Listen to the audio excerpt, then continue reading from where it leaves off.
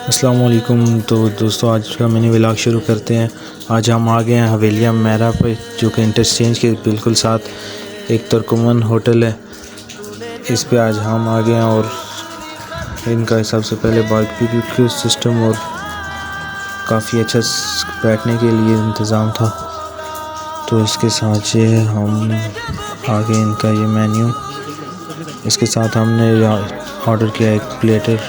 ये प्लेटर पे सजी सी ख्वाब और साथ में छोटे गोश्त के सीखें थी।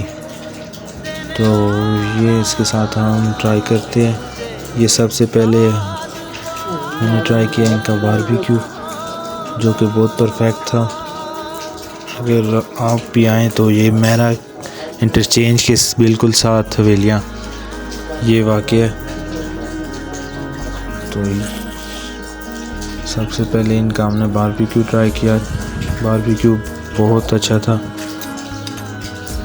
और ये दूसरा वाला जो कि बिल्कुल परफेक्ट था। इसके साथ हम अब ट्राई करेंगे इनकी सजी, ये जो कि सजी भी इनकी भी बहुत अच्छी थी।